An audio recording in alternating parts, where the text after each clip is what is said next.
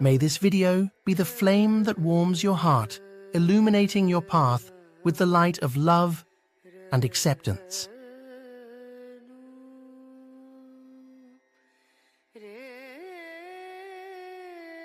These questions and these thoughts are coming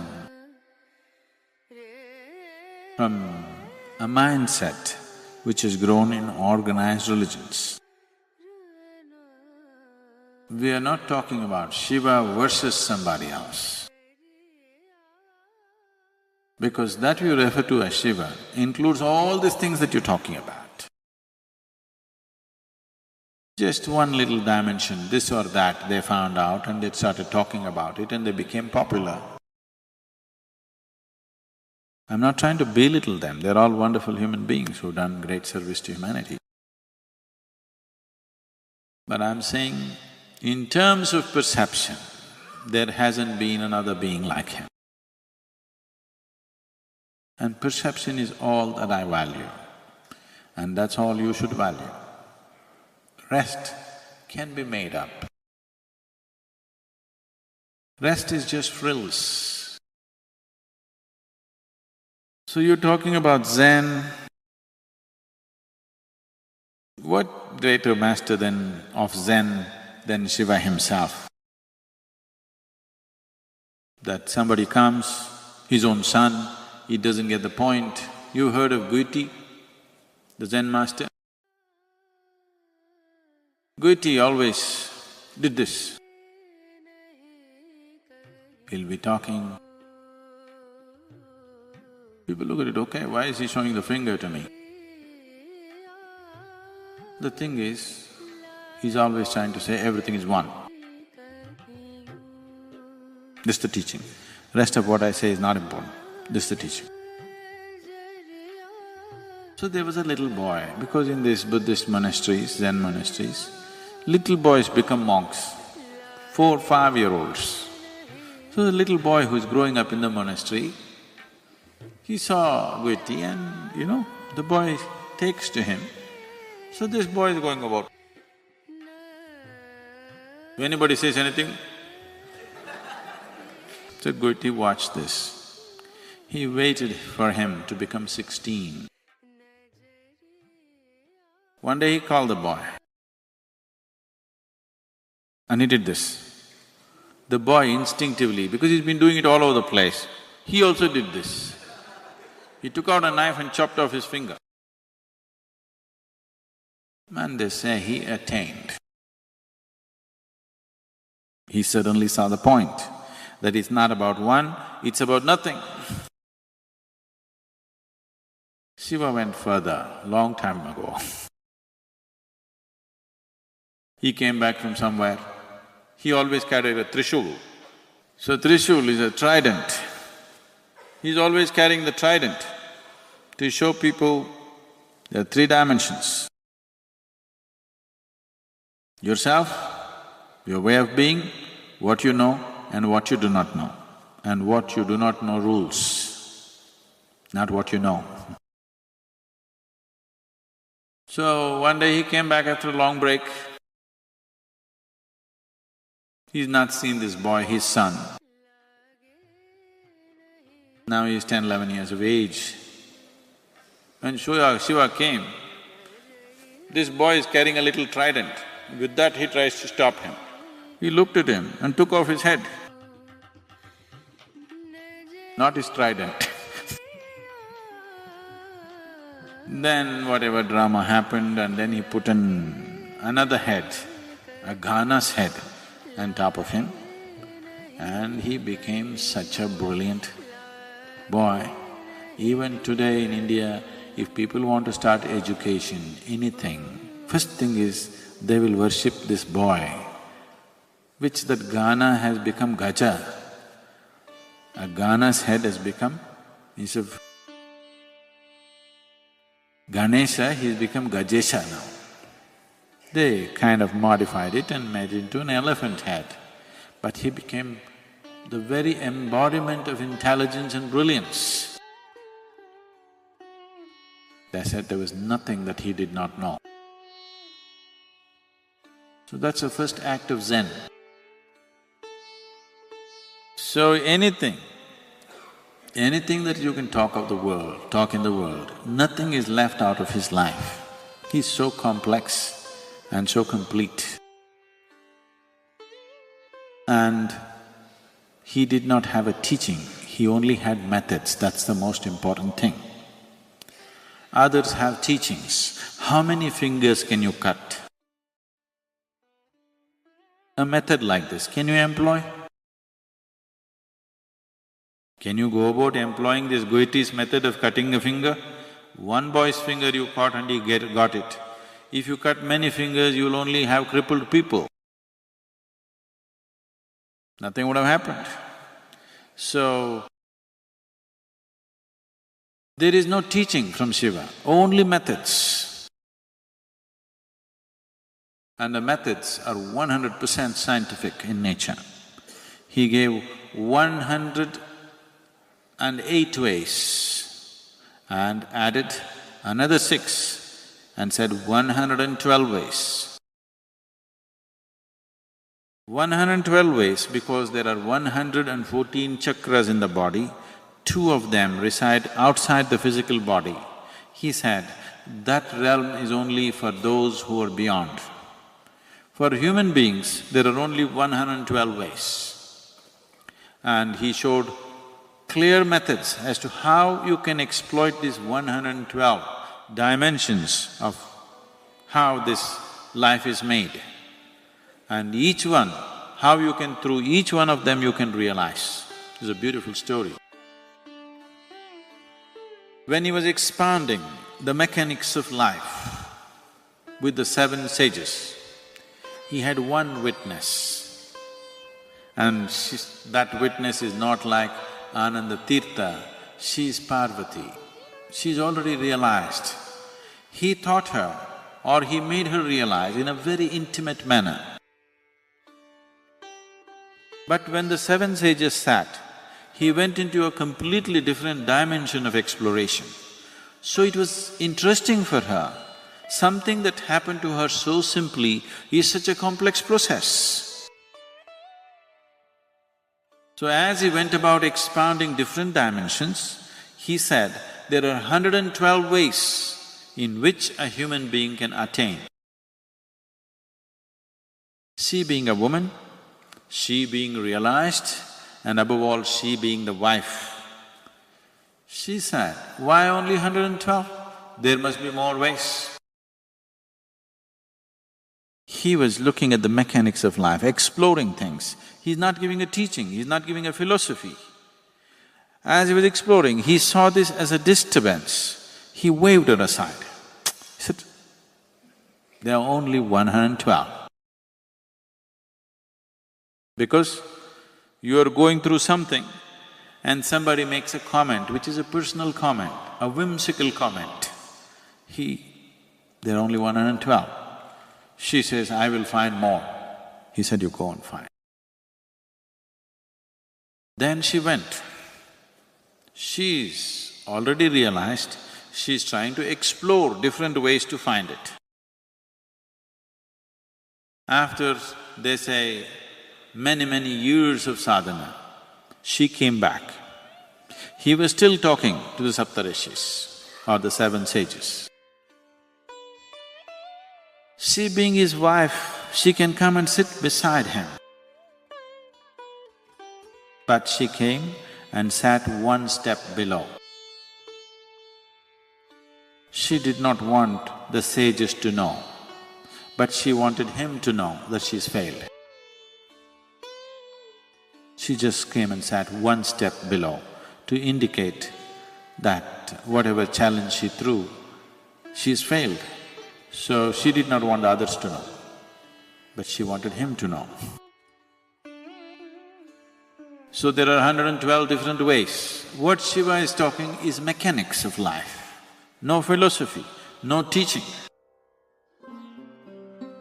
no social relevance, simply science. Social relevance we add just to make it… rounding it off, otherwise it's too scientific. From this science, individual masters make technology out of it. He did not give technology, he just gave the science of it. The technologies that you are enjoying today, either in the form of a smartphone or a computer or some other gadget that you're using, there is a science behind it. That science is not relevant to you. You are only using the technology. But if somebody had not grasped the science, you would not have the technology. The algorithms that go into the making of a simple software is very complex. Sometimes you got your email in a coded form, did you see? You can't figure out, is this what I typed? It is all kinds of gibberish. But for somebody else it makes sense. Because of that, it is going. Now, here we are just using sound waves. If I speak, these amplifiers are just amplifying the sound that I create and it's traveling as sound waves. But suppose I spoke to you on a phone, then what I speak is not going as sound waves, it's becoming electromagnetic waves, going there and reconverting themselves. So when it's traveling from here, you speak on a cell phone, it's traveling from here to Bangalore, it is not going as sound waves, it's become something else. If you hear that, if you can, or if you feel that, it would be something totally different. But some other instrument once again converts it into sound waves the way you can understand. So what Shiva said is simply pure science. He's not talking technology, he left it to the Saptarishis to make the technology as it would suit the people who would sit in front of him on that day. Depending upon what kind of gadget we need, we produce that, but the fundamental science is the same thing, isn't it? Nothing has changed about that. So, I'm talking about Shiva all the time because it is the science. The tech is not important. It's the science which is important. Tech can be made up. Technology is a made-up thing. Because there is a fundamental science, using that we're making something out of it. Gadgets that are relevant today may be irrelevant tomorrow. Already it's happened, isn't it? So many things. So many gadgets that we thought were very valuable, no more valuable because new gadgets have come, but the same science. So what kind of gadgets we produce simply depends upon who is sitting in front of you right now, what is the need of the hour. So in this context, there is a very, very, very big difference between what you refer to as the Adi Yogi and all the other names that you're mentioning. They are all technology people. They grasped one aspect of it and they made a certain technology for people who are sitting in front of them at that moment. It worked for the people, so that's all that matters at that moment. But we are looking at Adi Yogi as the fundamental science. It's important at a time like this. At a time like this when humanity is in the kind of state that it is for various reasons, it's important, the essential science of it is strengthened. See, sleep is not a requirement in one's life. What the body requires is rest. Sleep is just one form of rest. Lot of people are beginning to think, in Tamil Nadu if somebody says, rest pannikaranga, means they're sleeping. Need not be, you can sit and rest, isn't it? Yes? You can stand and also rest. You're running, if you stand, doesn't it feel like rest? You're standing, if you sit down, doesn't it feel like rest? There are many ways of resting. The most important thing is, rest means you're changing the energy equation where consumption is lowered, production is going on at the same pace. So after a period of time, you feel rejuvenated because consumption has been lowered. Essentially, you're managing the energy equation. If you're in activity, the consumption is more. Whatever you're producing, it's not enough. After some time, you feel exhausted because the consumption has been heavy. If you lower the consumption and increase the production, after some time you feel energized. Suppose you're running. If you run a mile, after that you can't take another step, let's say. Oh, many of you have been running for Isha marathons, Isha Vidya marathons. After 42 kilometers, all right. Whenever. After a mile or two, you can't take another step. Don't eat anything, don't drink anything. Just sit down for 10 minutes. Again you find rejuvenated, isn't it? All you have done is lower the consumption, production is still at the same level. So now there are ways to lower the consumption and increase the productivity also. So if you come to a certain state of ease, when I say ease, it's not something that most people will ever understand, because most people are not at ease. If you're at total ease, if the system is at total ease, everything is at ease. It is well rested, always it is rested. Because it's so rested throughout the day, if you sleep in the afternoon, do you see you can't sleep much in the night? Yes?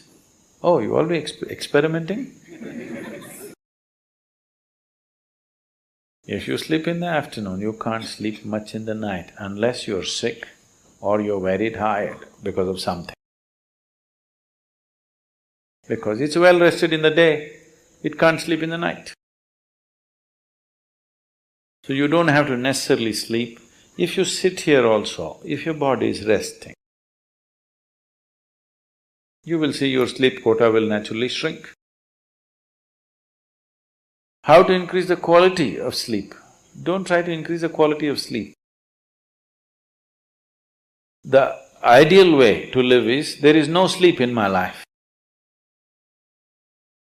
But that's not possible right now, still body has some inertia. So it sleeps minimum. Rest of the time, it is at ease. If you keep this at ease, then sleep does not occur to the body unless it comes to a certain point of exhaustion. So body is never ever asking for sleep, but it is definitely asking for rest. If you do not know how to sit here in a restful manner, it will try to rest like this. If you can sit here totally at ease, it'll sit here for hours without falling asleep. Otherwise, this is the only way it knows how to rest.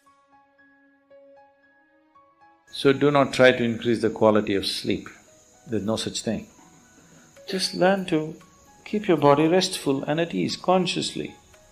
If you sit here now, one simple thing you can do is you sit down, you come and sit down here, just move your attention from the top of your head down to your toes and see if everything is loose and easy and relaxed and at ease. Are you sitting like this? Just sit, just bring this to ease as much as you can. Not everything is in your conscious level. As much as you can consciously, bring it to ease. You will see suddenly if you are the kind who will fall asleep at 10 o'clock, if you simply 1 hour you sit here at ease, you will see your sleep will get postponed by half an hour. You won't feel sleepy at 10. Naturally you're awake. So instead of trying to increase the sleep quality, now you increase the quality of life. If you increase the quality of life, when I say increasing the quality of life, Nothing in your life, whatever you may be doing, from simple breathing to any complex activity that you do in your life, the quality of that will not improve if you cannot do it with ease. Is that so? Only when you can do something with total ease. Let's say you're riding a bicycle. If you're riding like this, you can't say you're enjoying your cycling. If you can ride it with ease, with so much ease that even if you take off your hands, it'll go only straight, the way you want it to go, you're at ease. Because that you're at ease, the quality of your cycling has improved, isn't it? So these two things are connected. So if you enhance the quality of your life, naturally sleep quota will go down. If the quality of your life goes bad, you can't do anything with ease, then also you cannot sleep. But stressfully you cannot sleep. Not because you're well rested you cannot sleep, you cannot sleep because you're stressed out. If you do this, you will not live long. If your body does not get enough rest, it will die, it will break, something will go. If you are not at ease, that means you are in dis-ease. You're heading there. You are in dis-ease means you're in a certain state of ill health. But if we say you're deceased, that means you're dead. So don't move and stay into the direction of disease, move into the direction of ease. If you become totally ease, sleep quota will come down. Quality of sleep will be good because quality of life is good. You want to increase only the quality of your sleep, life does not work like that. If you wake up well in the morning, you will also sleep well in the night. There's a whole lot of systems. To give this to people, in the Eastern cultures, in India particularly, all these systems are built into one's life. Of course, they're throwing it away because they all became modern. Modern means to be distressed, constantly in tension, agitated, worked up about everything, that means you're really modern. Otherwise, traditionally, all these things were built in. From morning when you wake up till you go to sleep, what you should do, how you should handle yourself, all these things were fixed. Till the beginning of this generation, everybody was aware, suddenly they all became English educated and they become modern and tense. Otherwise, this was called achara vichara, what to do, what not to do. Everything is built from morning to night, all aspects of life, how to do it. If you do it like that, so that you can do everything with ease, as much ease as possible. So those who are not able to dedicate their life to yoga and spiritual process, for them it was built into natural culture. At least this much ease you know, so that you wake up happily and go to sleep and sleep well. Even today, this is a thing that they will say in India. If people say, what's happened, this happened, that happened in my life, he says, oh, that's okay, but in my life, if I lie down, I sleep well. He might have made so much money, it's okay, but I sleep well. You hear this, people say this is part of the cultural expression. I sleep well means I'm living well. Only because I live well, I can sleep well. If I'm not living well, I cannot sleep well. So do not try to improve the quality of your sleep, improve the quality of your life, then you will naturally sleep well also.